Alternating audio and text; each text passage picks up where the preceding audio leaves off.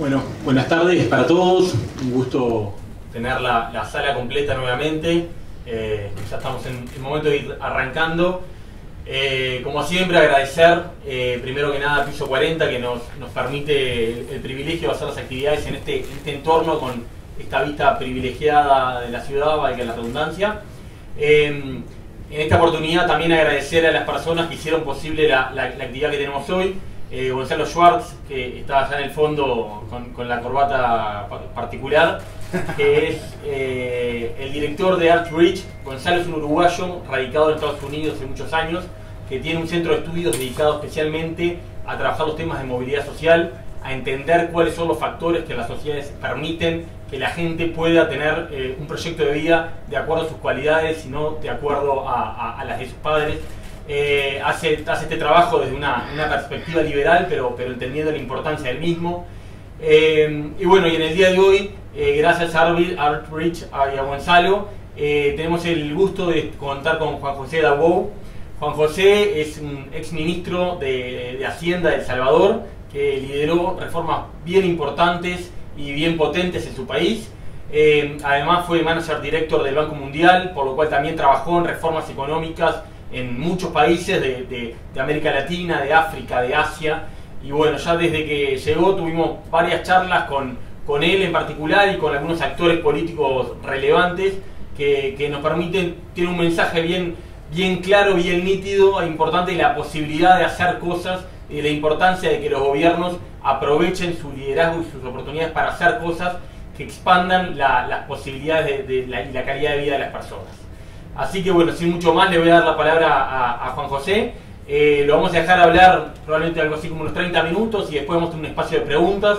Así que bueno, los invito a todos, si se les ocurre alguna pregunta, esperamos al final y vamos a tener un ratito para algún intercambio más interactivo. Así que bueno, sin más, Juan José, muchas gracias nuevamente y te invito al estrado. Muchas gracias, buenas tardes. No sé si se escucha bien. Es un gusto estar en Uruguay. Gracias a Seth por hacer esto posible, a Gonzalo. Comentaba hace un momento que la percepción que tenemos de Uruguay en este momento en Centroamérica y en Washington, en donde tengo ya 13 años de vivir, es muy positiva. El hecho de que logren ustedes hacer un cambio, de mejorar cosas que tal vez estaban bien, pero que se pueden mejorar, de reenergizar la economía del país, puede posicionar al país de una forma no solo positiva en este momento, sino que para el futuro venidero, sobre todo porque no hay muchos países en el mundo. Yo trabajé en el Banco Mundial como director gerente y era responsable de 110 países, toda África, el Medio Oriente, Asia y América Latina, y encontrar un país en cada uno de esos continentes que uno pudiera decir, bueno, Ruanda está haciendo tal cosa o Vietnam está haciendo tal otra, era por un lado motivo de satisfacción, pero también una forma de incentivar a otros, de hacer las cosas que funcionaban. Creo que Uruguay está a punto de vivir un nuevo capítulo en su historia, un capítulo que, si las cosas se hacen como tengo la impresión que se pueden hacer, va a, digamos, reenergizar y va a permitirle al país tener un nuevo salto de calidad. La presentación que he armado y el título de la misma es porque creo que muchas de las cosas que el país está planteando hacer y otras que sugeriría yo que se consideren hacer son muy importantes y existe mucha experiencia y mucho expertise ahí afuera, pero donde creo yo que está la clave para poderlo hacer es en tener esa organización que permita mantener la parte técnica, la parte política y la parte de comunicación alineada a objetivos concretos.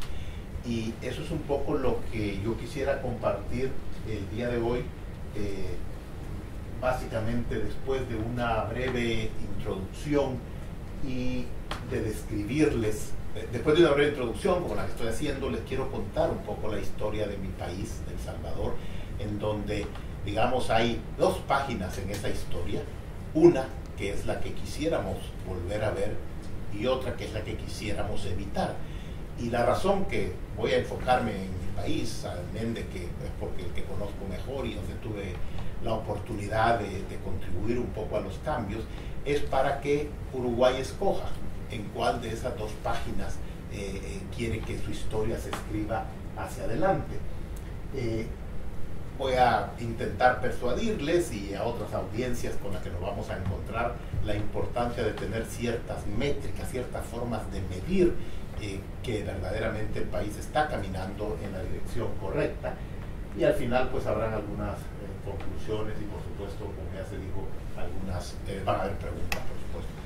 El Salvador es un país muy pequeño, 21.000 kilómetros cuadrados, es decir, es como, ustedes son 8 veces más grande, población de 6 millones de personas en el país y otros 3 viviendo en Estados Unidos, y un país sin recursos naturales.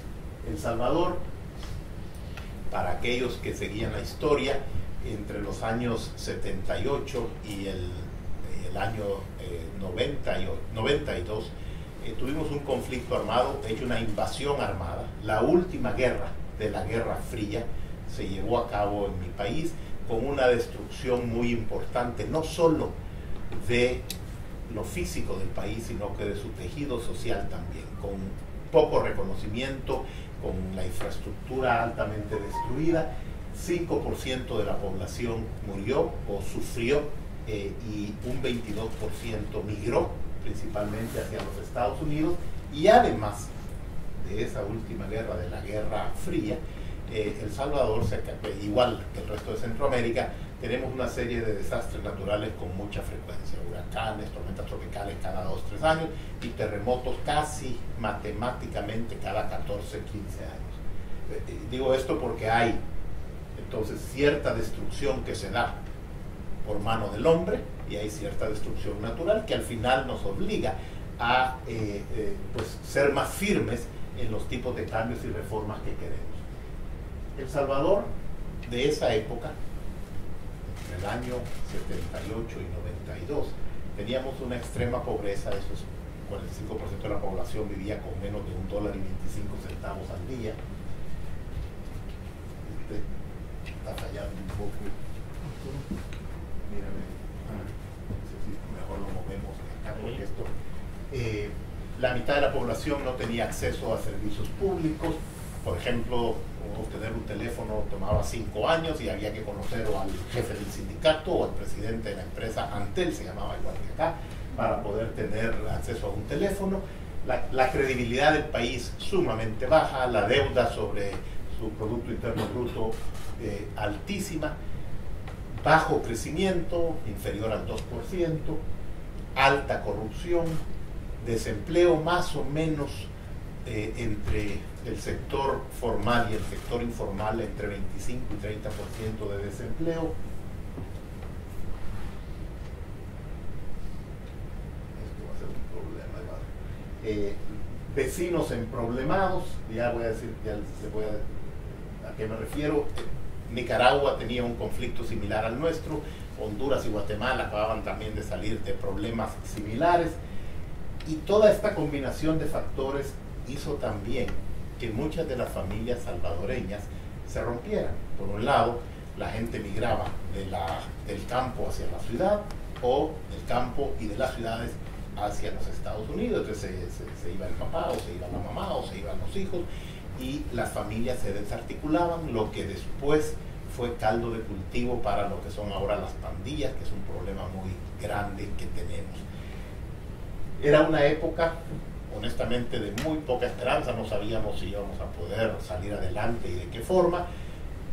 Sin embargo, habían ciertas características que todavía, gracias a Dios, tenemos, y es que el salvadoreño es gente muy trabajadora. La sociedad, honestamente despertó, y en lugar de solo estar criticando, por ejemplo, a los partidos políticos o a otras instituciones del Estado, decidimos involucrarnos. Llegó un nuevo liderazgo, el primer presidente, digamos, que venía del sector privado, muy joven en su época, con muy poca experiencia, pero decidió acercarse mucho a países que habían hecho reformas importantes, como fue el caso de Chile, Singapur y otros. Se adoptó una nueva visión del país. Los servidores públicos, que digamos no eran muchos, pero era demasiado para nuestro país, tuvimos que cambiarlos de manera significativa. Y también teníamos frente a nosotros muchas experiencias de otros países, Chile, Singapur, lo que ya había pasado años anteriores en Corea del Sur, en Irlanda, que nos sirvió para lo que iniciamos en un proceso de reformas.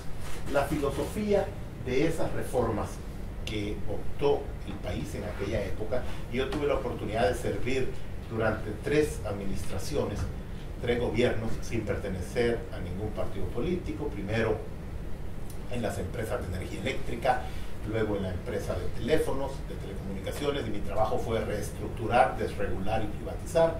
Luego hicimos lo mismo en el tema de pensiones, y en los últimos 5 años como ministro de Hacienda. ¿Cuáles fueron, lo voy a poner todo de una vez, la filosofía que seguimos en las reformas de El Salvador? Primero, nosotros queríamos que los cambios que se dieran en el país no fueran por un nuevo presidente, por un nuevo gobierno necesariamente, aunque es importante que haya un liderazgo, sino que hubiera propiedad de parte de las personas, que lo hicieran que las reformas estuvieran enfocadas hacia mejorar las condiciones de vida de los salvadoreños de manera sostenible en el tiempo. Decidimos optar no por el asistencialismo o las limosnas, pero por las oportunidades. También teníamos una filosofía muy básica: es mejor el imperfecto mercado que un perfecto burócrata diciéndonos qué hacer. Cambiamos también el rol del Estado, de uno que venía de ser director de orquesta a uno que se convirtiera en un referee que ayudara a dirimir los conflictos entre los actores del país. Un gobierno fuerte, pero pequeño, en donde su función principal es proveerle seguridad a los ciudadanos. Todas las demás cosas no es que no sean importantes, porque hay grupos vulnerables en nuestras sociedades que necesitan un apoyo en salud, en educación, pero que no fuera, digamos, eso el rol principal. También era importante en la filosofía de las reformas que éstas fueran sostenibles en el tiempo. Eso significa, en el caso de los partidos políticos, que estas reformas, si tuviesen un costo, que también tuviera un beneficio político para poder hacer el siguiente set de reformas. Y queríamos, y se logró, que los beneficios fueran reales, es decir, no solo como sabemos comunicar o contar una historia bonita, sino que en efecto, que aquellos 5 o 3 de cada 100 habitantes que tenían acceso a un teléfono se convirtiera, como fue el caso, a 150 teléfonos por cada 100 habitantes, energía eléctrica, que solo la mitad de la población tenía acceso, llegó al 90 y pico %, o sea, que hubiesen resultados que verdaderamente la gente podía palpar. Y esto es muy importante. A veces hablamos mucho de tener consenso. Y el consenso, digamos, es un buen ejercicio, pero en la práctica significa ir a la velocidad del más lento. Y países que veníamos de una situación como la nuestra, no podíamos retrasarnos más. Entonces es importante cambiar, evolucionar del consenso a la convergencia de ideas, a la convergencia de opiniones. Esto es la mitad más uno. Que si no, la verdad es que las cosas se van muy, muy lentas. Los principios que seguimos fueron que queríamos que nuestra economía fuera abierta, con instituciones fuertes, descentralizar el proceso de toma de decisiones, privatizaciones no como un fin, pero como un medio,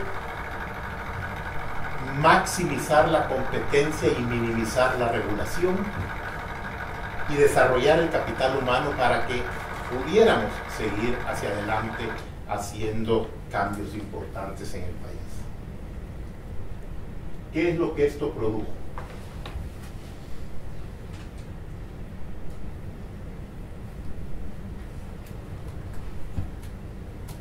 Perdón. Aquí no voy a ver. Estas son todas las reformas que hicimos en ese periodo siendo el 92 en que se firma la paz al 2004. En todos estos sectores hicimos reformas. ¿Qué quiere decir reformas? Como hablé antes en el caso de electricidad y telecomunicaciones, abrir la competencia, reestructurar, desregular y privatizar en aquello que se pudiera privatizar. En el sector financiero, los bancos habían sido nacionalizados, aquí se volvieron a privatizar, se abrió a la competencia, porque hay que evitar que exista un mercantilismo en el país. Es importante que las empresas privadas, que haya suficiente competencia en todos los sectores. En la parte de educación, por la guerra que habíamos vivido, había cerca del 25% de las escuelas en las áreas rurales, que eso es era más o menos la mitad de todas las escuelas del país, porque la guerrilla no permitía que los profesores fueran a las escuelas. Entonces empezamos un sistema en donde, en lugar de darle el presupuesto al Ministerio de Educación y que éste lo manejase, le dábamos el presupuesto a los padres de familia. Entonces, los padres de familia en las comunidades se encargaban de contratar a los profesores, de monitorear que las clases en efecto se dieran, y esas escuelas le llamamos nosotros las escuelas Educo. Comparando dólar con dólar, las escuelas Educo, los estudiantes salían con una preparación más alta, salían mejor en los exámenes que se hacen a nivel de país, y con la misma cantidad de dinero podían recibir, además de las clases normales, una clase de inglés, podían tener un uniforme para jugar fútbol que no tenían las demás escuelas y demás. En la parte de pensiones, pues cambiamos del sistema de cuenta global a cuenta individual de cada salvadoreño. En el Ministerio de Obras Públicas, literalmente cerramos el Ministerio de Obras Públicas, en donde habían cerca de 7,000 personas trabajando. Se cambió a un esquema de administración de contratos, en donde 500 personas más o menos manejaban eso, y pasamos de un esquema en donde cerca de 83 centavos de dólar servía para pagar salarios y solo 17 para construir nuevas carreteras o darles mantenimiento, a 90 centavos de inversión, nuevas carreteras y mantenimiento, y solo 10 centavos a costos de administración. Puertos y aeropuertos, se abrieron los cielos para que entraran muchas empresas a proveer servicios, y algo que no estaba planificado, pero que sentimos que fue necesario y se hizo en el 2001, ya a finales del último gobierno en el que trabajé, dolarizamos la economía, o sea que cerramos el Banco Central. ¿Por qué? Lo hicimos por razones financieras, porque las tasas de interés bajaron, obtuvimos inflaciones sustancialmente más bajas, promedio 2,5%, pero lo hicimos también para quitarle a los políticos la posibilidad de poner la maquinita para incrementar dinero. Funcionó, sigue funcionando.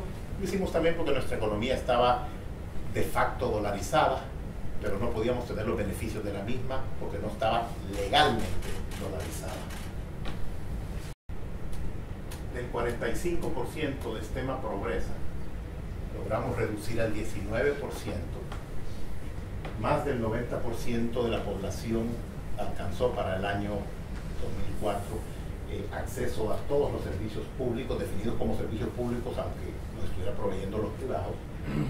150% de penetración telefónica.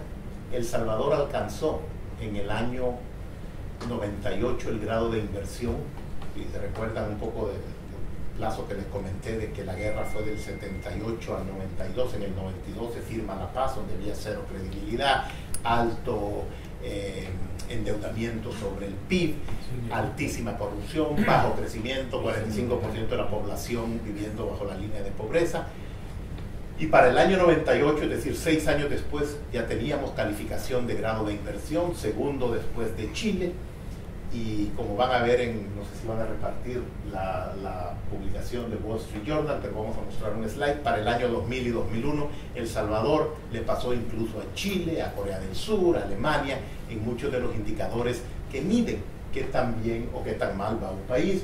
La deuda del país se redujo a casi un tercio, a menos del 45%, que es incluso mejor que el Tratado de Maastricht. El crecimiento llegó a promedio 3,5-4%, y la corrupción más baja que hemos tenido en nuestra historia. En parte, ¿por qué? Porque si tenemos el problema de la corrupción, aunque ustedes no tienen un problema tan grave como otros países, el problema de la corrupción se da porque tenemos un Estado grande.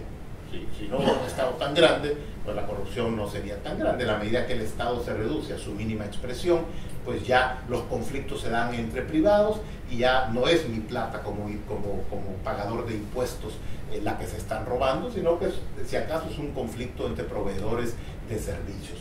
Entonces, la esperanza se reconquistó, se restauró, y eso nos duró varios años. Entonces, la primera parte de la historia de El Salvador tiene que ver con que en la medida que adoptemos políticas públicas que han funcionado en muchos otros países, mencioné a Chile, mencioné a Singapur, mencioné a Irlanda, a Corea del Sur, a Japón, en la medida que esas políticas públicas las podemos poner en práctica en nuestros países, el crecimiento económico, la seguridad de los países aumenta de manera significativa.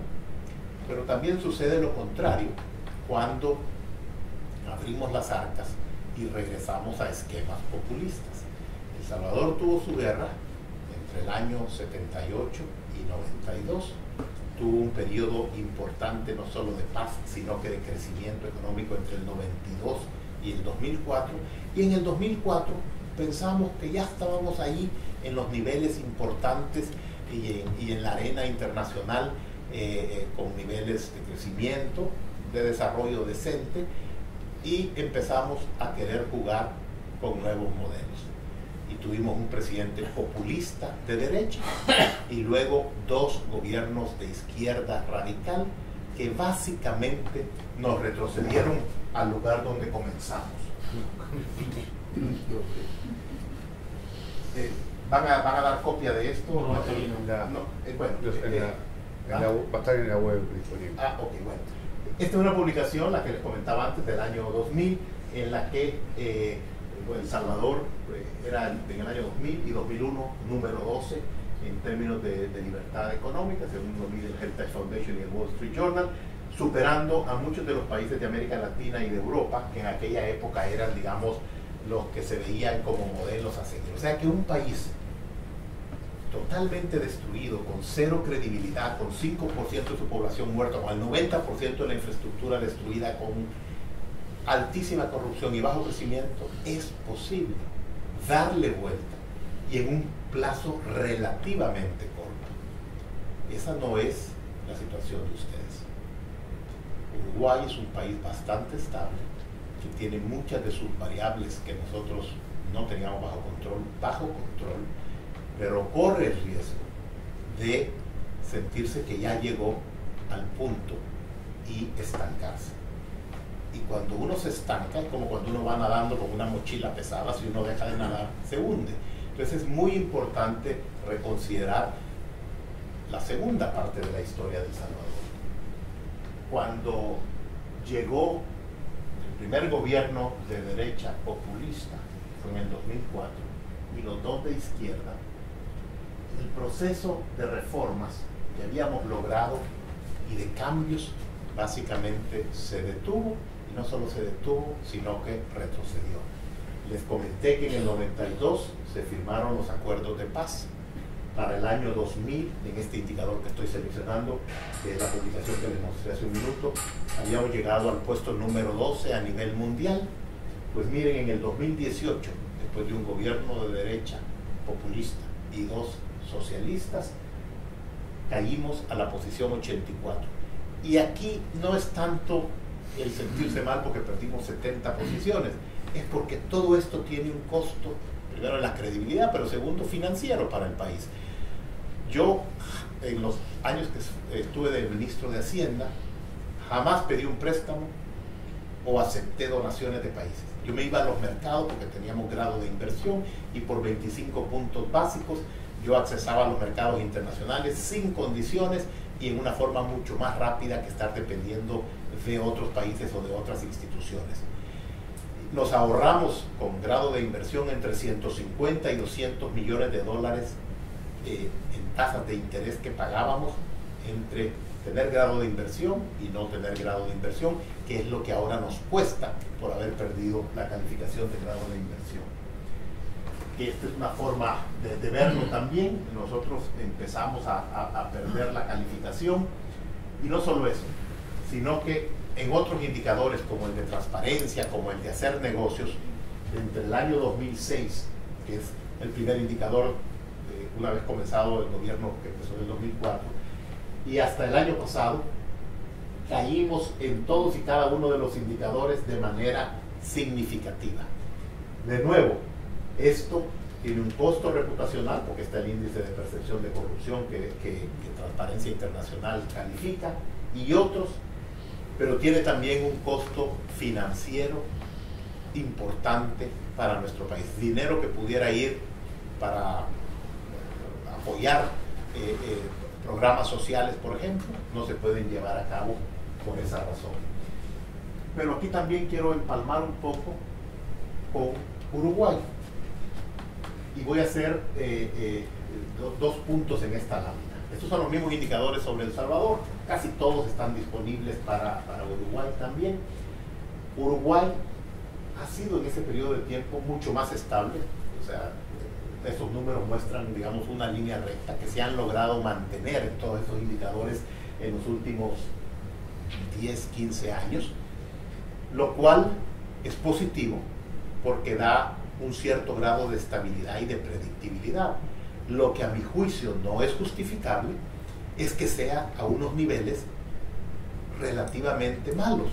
O sea, tenían 85 en el Doing Business en el 2006, al 2019 en lugar de mejorar han decaído en 10 posiciones, pero si lo comparamos a El Salvador con toda la tragedia que les acabo de describir, El Salvador tiene 85 el año pasado, con todos los gobiernos y los tipos de problemas que ustedes escuchan de seguridad y demás.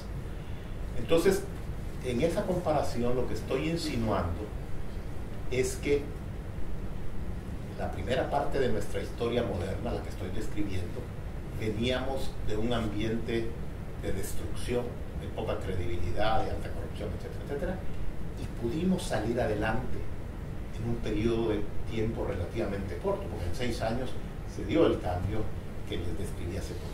Pero de igual manera, 12 años después de ese periodo, digamos, de crecimiento, etcétera, etcétera, regresamos otra vez a casi que al punto de partida. Y ese punto de partida es un poco en donde ustedes se encuentran en este momento por diferentes razones. Y es un punto de partida que ha sido el mismo en el caso de Uruguay en los últimos 13 años. Eso a mí me dice dos cosas. Uno, no todo el potencial del país se ha logrado utilizar o capturar. Hasta cierto punto lo describiría como un resorte que por débiles o malas políticas públicas se comprimió o lo comprimieron. Pero también digo esto porque siento, y como dije hace un momento por las conversaciones que hemos tenido y el espíritu que se percibe, que hay una gran probabilidad de remover ese obstáculo que tiene comprimido al país, y lo que viene es un importante salto para el país. Aquí podemos discutir todo el día si es un salto grande, mediano, pero creo que va a ser un salto importante y muy positivo, siempre y cuando, y este es un poco el segundo mensaje que quería dejar, siempre y cuando se opte por las políticas públicas y con la gobernanza adecuada para poderlas ejecutar. Más de lo mismo no va a cambiar estos indicadores que estamos viendo acá. Es importante que verdaderamente exista un cambio positivo y en la dirección correcta para que Uruguay pueda tomar ventaja de esas grandes oportunidades que el país puede tener, tanto de crecimiento económico como de atraer consecuentemente inversión nacional y extranjera.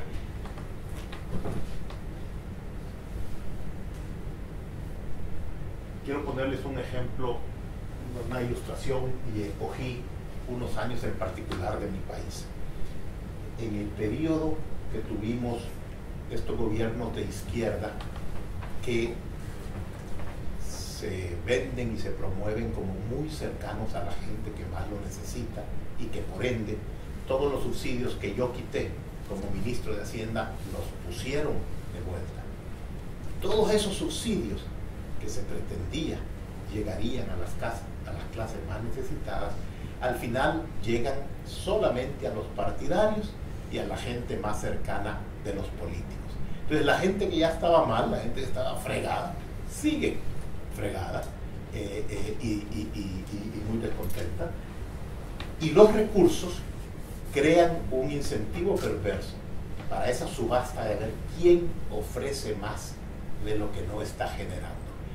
Digo esto porque aquí en este salón hay muchos líderes de opinión, líderes del país, que van a tener que tomar una decisión en qué lado de la página que estoy describiendo ponerse a la hora de trabajar, acercarse y opinar sobre el nuevo gobierno que está por venir, que va a tomar posesión. Acá es importante que esas políticas públicas que han funcionado en otros lados se consideren con sus bemoles y su tropicalización al país, pero que también esos otros actores de la sociedad uruguaya apoyen, sumen a ese esfuerzo que ha mostrado en otros países funcionar cuando trabajamos de la mano, cuando trabajamos juntos. ¿Cuáles, y ya después de estas dos láminas más nada, cuáles son las lecciones aprendidas de esta historia? Las reformas, los cambios, las transformaciones que los países necesitan, las que verdaderamente se necesitan, generalmente llevan dolor, o tienen dolor para algunos, producen dolor en algunos sectores de la sociedad. ¿Por qué? Porque pues, apretarse el cincho para tener disciplina, reducir el tamaño del Estado, modernizar el Estado, pues todo eso se tocan intereses. Pero al final del día, en el mediano y en el largo plazo, eso es lo que da las mayores posibilidades de poder llegar al otro lado del río cuando uno va nadando con la mochila en la espalda. Esas reformas es importante blindarlas de la mejor forma posible, porque es muy fácil que después de las reformas vengan gobiernos irresponsables, como los tuvimos nosotros, y desarmen todas esas reformas y nos lleven nuevamente al lugar donde comenzamos. Entonces, una misma generación 25 años, una misma generación sufre dos veces las reformas que más duelen. Y por ende hay que saberlas hacer, hay que saberlas comunicar y hay que saber blindarlas. ¿A qué me refiero con blindarlas? Les doy dos ejemplos. En la privatización de Antel, por ejemplo, el hecho que teníamos, no habían teléfonos, y había que hablar con el jefe del sindicato o con el presidente de la empresa para que le dieran a uno un teléfono, a llegar a un esquema, entonces ir a una farmacia a comprar Pepto-Bismol. Cuando la gente hace suyo el beneficio de esa reforma, es muy difícil que alguien venga y la quiera deshacer. La dolarización. El Partido Comunista de El Salvador se opuso a la dolarización como ustedes no se pueden imaginar. Y yo era el enemigo público número uno por haber quitado la soberanía del país. Pues bueno, y gracias a después llegaron ese partido político de oposición, 2 gobiernos consecutivos, y ustedes creen que deshizo la dolarización.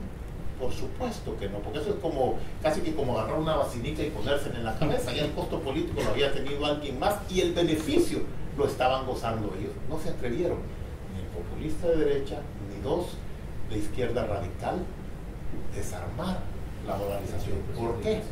Porque la dolarización, y dicho sea de paso, yo no soy un apóstol de la dolarización, no es algo que para todos los países funciona, lo estoy poniendo como ejemplo de lo que funcionó con nosotros. Pero la dolarización hizo, por ejemplo, que las tasas de interés, que estaban en el 35, 40% en el país, bajaran al 7,5%. Eso le dio competitividad al sector privado. Hizo que las remesas, con el 22% de nuestra población viviendo en Estados Unidos, que mandan entre el 16 y 20% del PIB en dólares, y que la comisión para cambiar de dólares a colones era entre 8 y hasta 20%, y todos los bancos se quedaban con el dinero. Ahora, dólar con dólar, no hay ningún problema. Entonces, y además, la inflación, que si bien en mi país nunca fue tan alta, pero se mantiene ahora a los mismos niveles de Estados Unidos, al 2,5, 2.75 o menos. Recuérdense que la inflación es el peor impuesto que un pueblo puede sufrir. También es importante, las lecciones aprendidas es que cuando existen esas ventanas de oportunidad para reducir el Estado, hay que hacerlo. Y no hay que hacerlo como cuando se corta la cola a un perro, no se puede hacer por pedacitos. Hay que hacerlo en lo más amplio y lo más rápido posible para lograr también percibir los beneficios de esas transformaciones. Es muy importante la educación, muy importante que las personas entendamos por qué se está haciendo lo que se está haciendo y cuál es el beneficio que se va a obtener y entregar los resultados, porque si no, no solo queda uno de mentiroso, sino que la próxima vez que uno se presenta a una elección no va a quedar electo. Es importante que las instituciones se fortalezcan y es importante estar claro que lo que es difícil construir es muy fácil de destruir para otro, y por eso lo que decía al principio de blindar esas reformas. Bien, hablaba de las métricas también en la introducción de mi presentación, porque algo que a veces los países fallamos en hacer, y como dije antes, yo trabajé con 110 países muy de cerca, y lo que generalmente falla es que no tenemos, asumiendo que se tiene el liderazgo político para hacer lo que se tiene que hacer, a veces no tenemos la carta de navegación contra la cual podemos ir midiendo si vamos caminando en la dirección correcta o no. Y hay, al menos, hay varios indicadores, pero el de Doing Business que pone el Banco Mundial es uno de los que yo creo que es más completo y que da una perspectiva mucho más amplia sobre diferentes sectores de la vida de un país.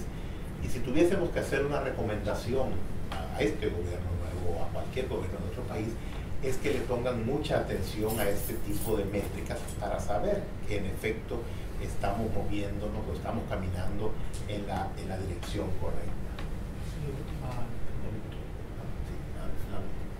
En resumen,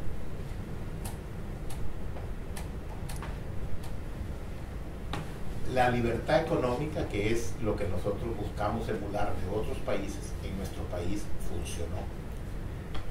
Pasamos de un periodo de verdadera penuria y angustia al grado de inversión con los beneficios que eso tiene en temas tan sencillos como la parte fiscal. La pobreza se cortó a la mitad y todo el acceso a los servicios públicos, el desempleo, la inflación se redujo. Sin embargo, hay que tener mucho cuidado del efecto péndulo y hay que estar conscientes de que la gente se cansa muy rápido de la clase política de los países, independientemente de qué tipo de gobierno sea, si es que no le estamos entregando lo que pensamos, lo que le ofrecimos en un momento entregado.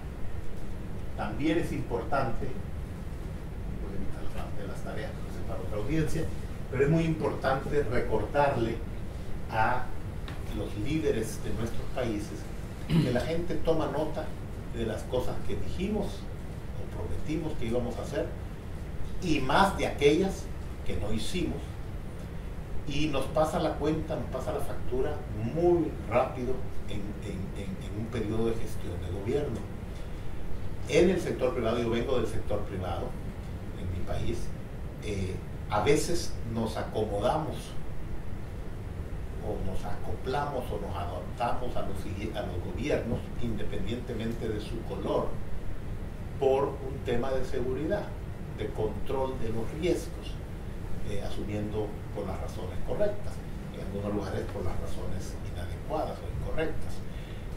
Pues igual tiene que suceder en la parte de la auditoría social de la gestión pública. El sector privado, tanques de pensamiento, los medios de comunicación tienen un rol muy importante que jugar, de aplaudir cuando se hacen las cosas bien y de criticar constructivamente cuando no se hacen bien. Aquí creo yo que ustedes están a punto de entrar en un escenario en donde, en la medida que se pueda trabajar cerca, juntos, en la misma dirección, yo creo que Uruguay tiene un gran potencial, porque viene de una base de bastante estabilidad y de un reconocimiento muy positivo, por lo menos afuera, y yo esperaría que adentro también la gente se sienta más o menos igual, pero que se ha quedado estancado en una posición de cierta comodidad, cuando en realidad hay muchas cosas que se pueden hacer. Cuando yo les mostré el indicador de los diferentes indicadores, yo me sorprendí porque yo soy muy crítico de las cosas que se hicieron en un periodo en mi país, y lo veía y lo veo muy mal en muchas cosas, y yo tenía una percepción sobre Uruguay que hasta que no me metí a ver los números dije, bueno, pero a ver, en todos estos 7 o 10 indicadores, muy parecido, y cómo es posible teniendo el nivel de desarrollo que Uruguay tiene. Se merecen más, y creo que están dadas las condiciones para eso adicionalmente. Esto es parte de lo que yo recomendaría para la parte del gobierno. Vamos a tener unas pláticas al respecto, pero yo con eso y por respeto al tiempo me quedaría por acá, pero con mucho gusto disponible para contestar las preguntas que me puedan tener. Muchas gracias.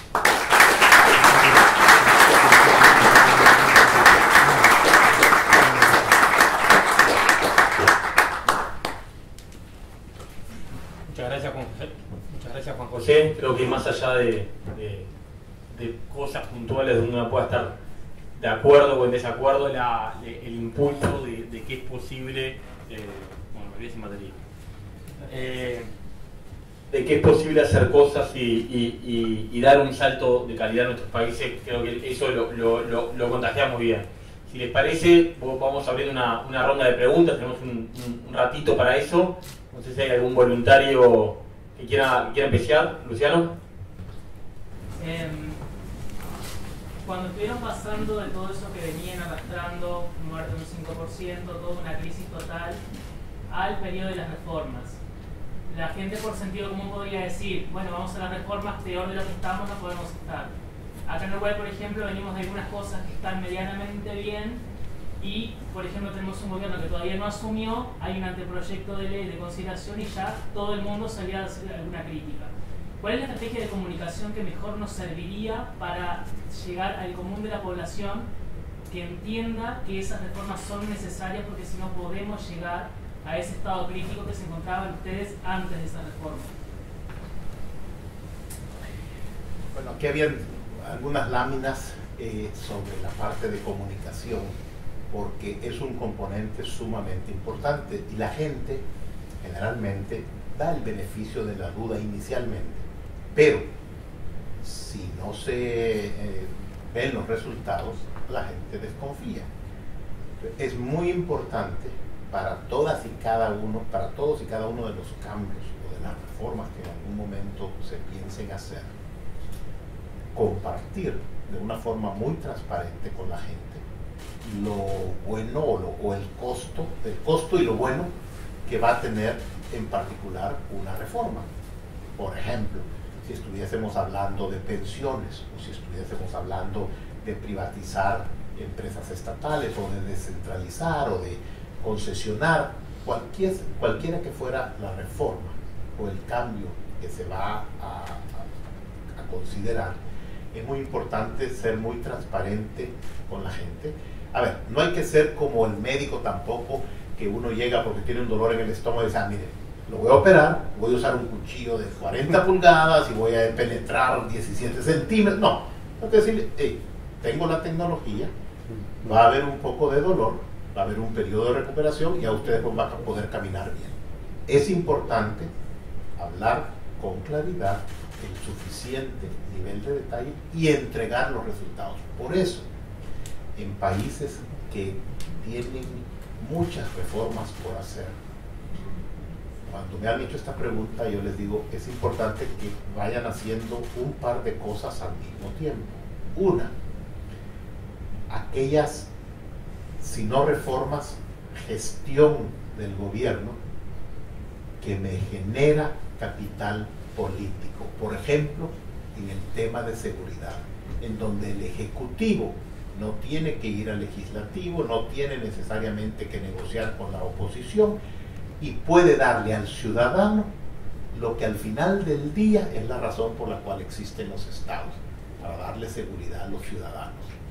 En paralelo, en la medida que se va conquistando esa confianza y se van mostrando resultados, uno puede optar por ir implementando esas reformas que pueden ser un poco más difíciles de entender o puede mostrar un costo inicial, un dolor inicial en su hechura.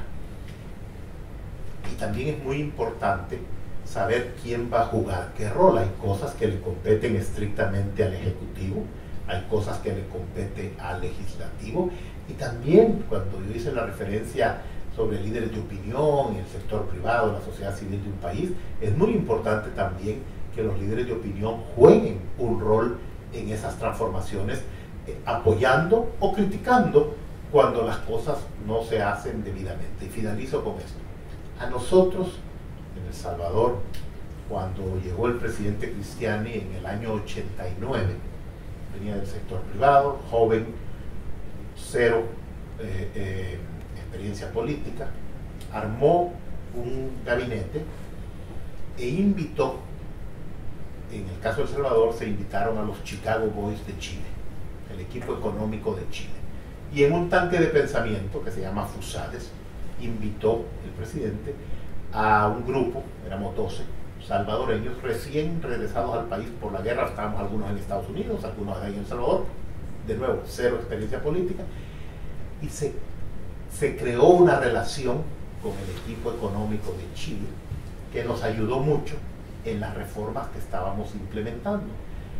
Algunos de nosotros terminamos, no solo en ese gobierno, sino que en los dos siguientes, en mi caso por 12 años, 3 gobiernos, en mi caso sin pertenecer a ningún partido político ni en aquella época ni ahora, y eso también le dio bastante credibilidad a esos gobiernos, no mi persona, que había un grupo de personas que no tenían ni interés político ni mucha experiencia política, pero que estaban haciendo las reformas como se debería, que es lo que estoy insinuando acá, que es muy importante también considerar las experiencias exitosas de otros países, cualquiera que sea el otro país, y ver qué tipo de apoyos puede uno obtener, porque en la medida, yo en mi época para la privatización de Antel o de CEL, la empresa eléctrica, traíamos a expertos, de hecho había un uruguayo, Pablo Spiller, en la parte de telecomunicaciones, que nos ayudó, y traíamos a los chilenos, y cada uno contaba su historia, o contaba en la teoría en algunos casos, de lo que se podía hacer. Ese tipo de comunicación ayudaba mucho a convencer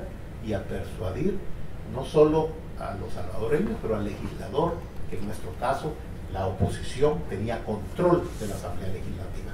Hacer todos esos cambios teniendo a la oposición con el control de la Asamblea Legislativa, créanme que requería muchísima comunicación y entrega de resultados a la gente para podernos dar el beneficio de hacer la reforma del momento y las que venían más adelante. Un par de preguntas juntas, ¿te parece, Juan José? Sí. Para dar un poco más de dinámica. Felipe. Bueno, antes de nada, gracias por la presentación.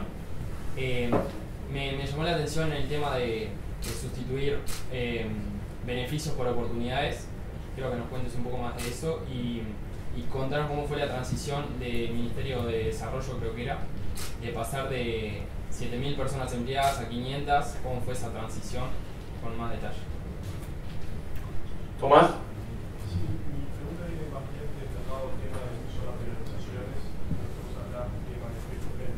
¿De cuál?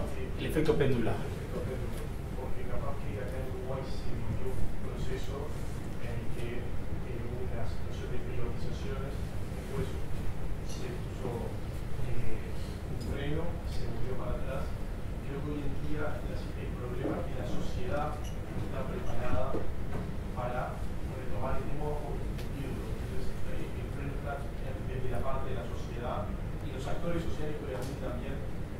quieren discutir el tema. Entonces, ese es un problema que me parece que también lo hablaste un poco, de cómo en realidad la gente, si no se les presentan resultados, es difícil que sea parte del proceso. Retomando un poco esa lógica, mi pregunta iba por el lado de que ustedes creían un proceso de reformas virtuoso y demás, pero que sin embargo desde el lado político tuvo, que también lo describimos, un retroceso. ¿En qué creen que se falló desde aquellos que implementaron la? Voy a empezar por esta última. Creo que en retrospectiva fallamos en al menos 3 cosas. Una, en el sector justicia no hicimos mucho, pudimos haber hecho más. Y resulta que el pilar más importante de una sociedad, a mi juicio, es ese. Y nosotros teniendo el código napoleónico se nos complican aún más las cosas. Entonces, el dejar esa reforma pendiente, a mi juicio, crea mucha frustración y tiene no solo inseguridad jurídica, sino que inseguridad personal también. Segundo, creo que llegamos a un momento en donde sentimos, como lo dije antes, que ya habíamos llegado, que ya sabíamos cómo hacer las cosas y casi que nos pusimos en piloto automático. Eso no es así, porque ahí a la par está la oposición o los que no piensan como tú, que están esperando justo en ese momento, que es un poco el momento que yo siento que ustedes tienen acá, que lo pueden tomar para hacer las reformas o pueden tomarlo para irse para atrás o quedarse en donde están, que sería verdaderamente una pena. Y el tercer factor es que, a pesar de que por lo menos en las reformas que yo estuve un poco más de cerca, creo que se comunicaba bastante bien, creo que en otras nos faltó comunicar mejor. Y resulta que la oposición nuestra, que era una izquierda bien radical, sabía contar el cuento de una forma que, si tú tienes aún en esa época 20% de la población viviendo con menos de $1 al día, es una masa crítica que se te va a revertir. Y muchas veces sucede que las manifestaciones son de los más necesitados o en algunos casos de los más gritones, que pueden llevar a los más necesitados a un parlamento, fuera de la casa presidencial. Y creo que nosotros nos confiamos demasiado en que ya habíamos llegado a ese nivel del piloto automático y dejamos de nadar con la mochila en la espalda, y nos produjo parte del problema.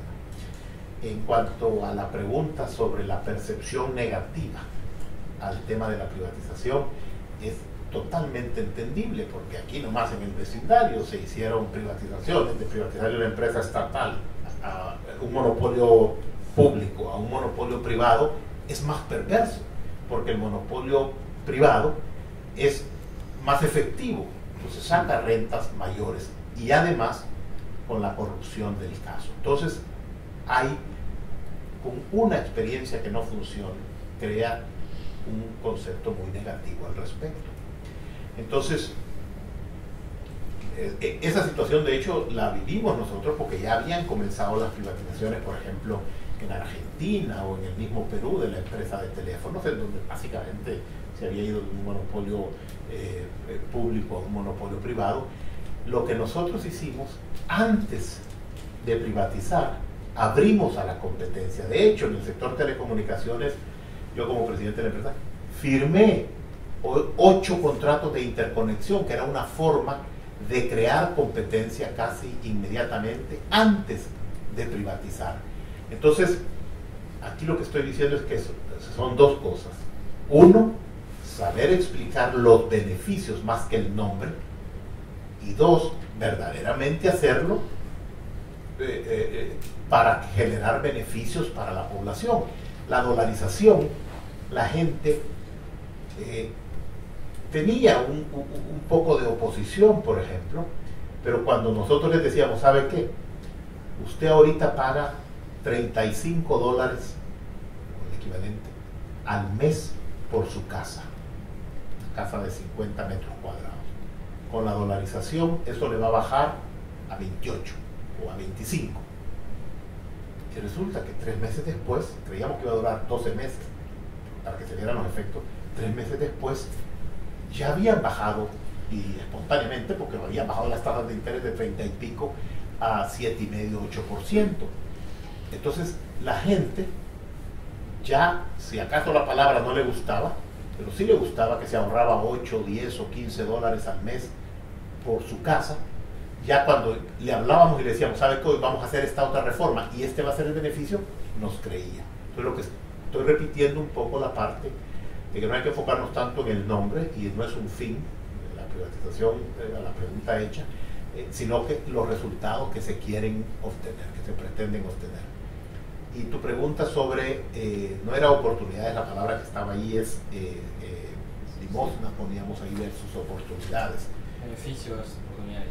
Sí, lo que decía ahí era limosna porque lo que yo estaba comparando es asistencialismo versus tú como dueño de tu destino.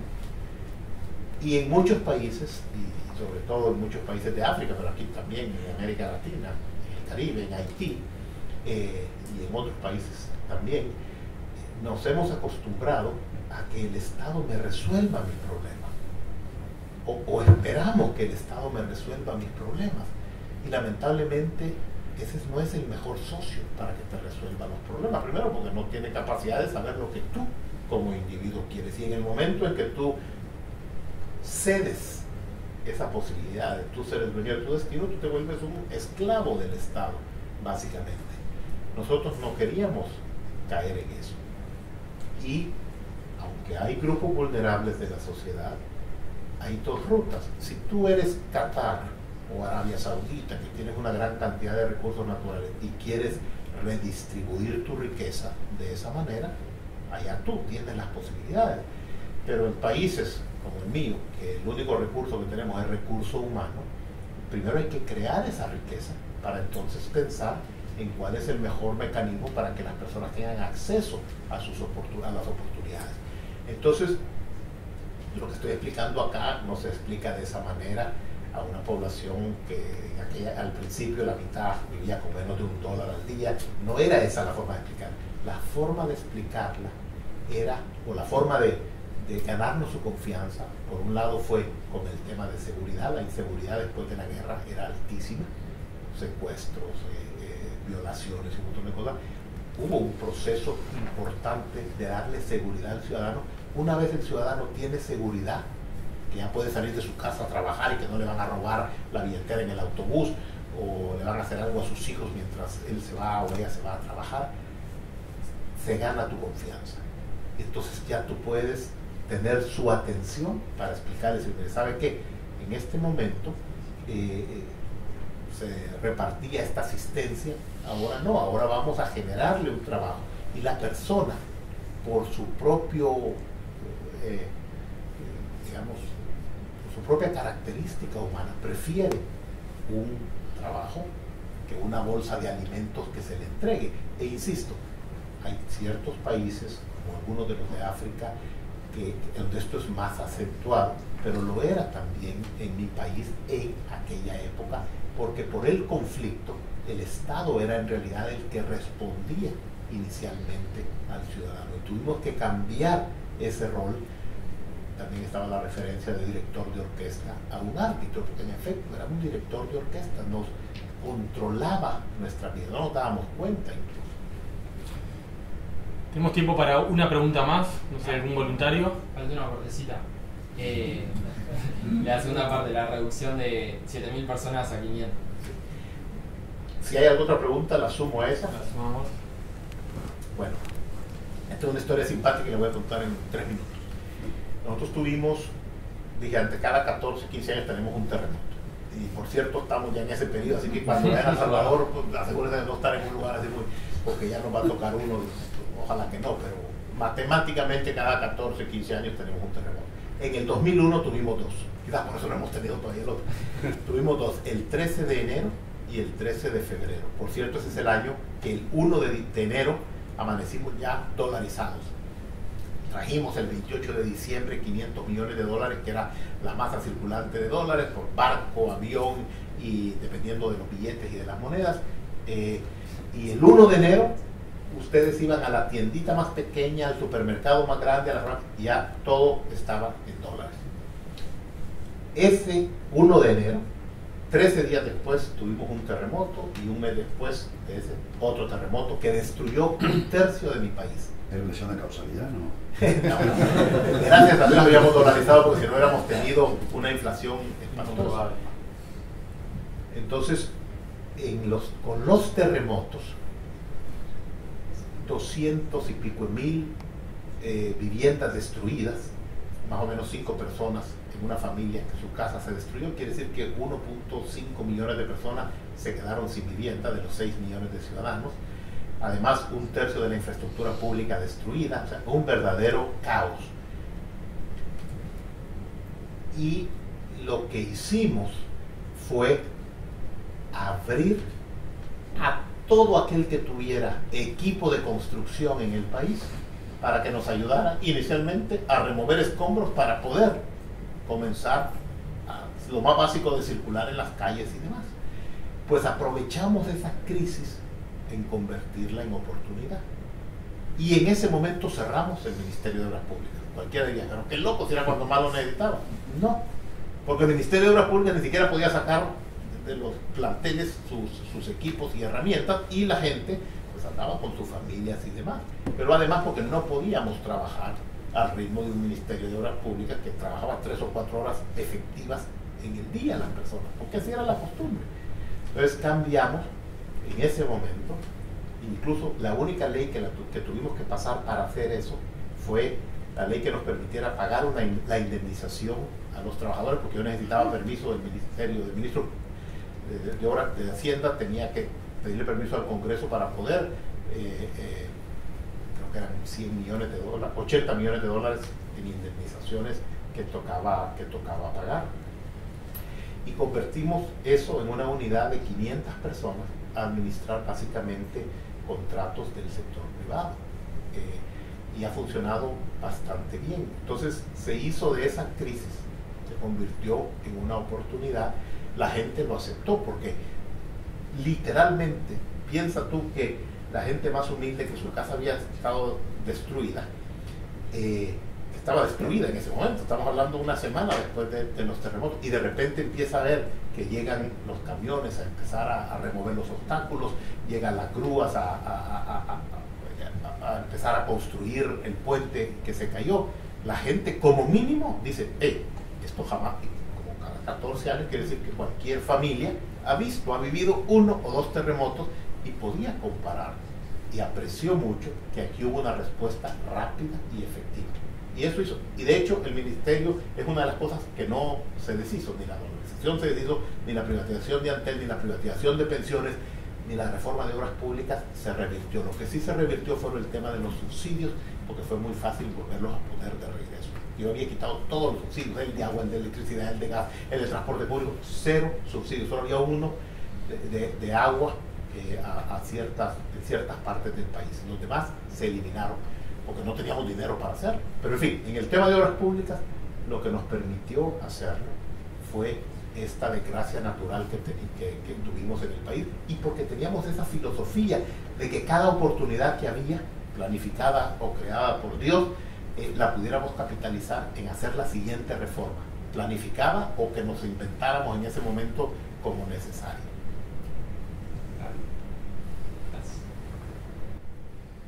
Bueno, muchísimas gracias, Juan José. Creo que fue muy estimulante el intercambio y con una cantidad de ideas interesantes en la mesa. Agradecerle nuevamente a Gonzalo Schwartz, a Piso 40, y bueno, y a todos ustedes por haber venido. Esperamos verlos pronto en la próxima actividad del CED, y vamos a seguir trabajando en este tipo de actividades. Muchas gracias.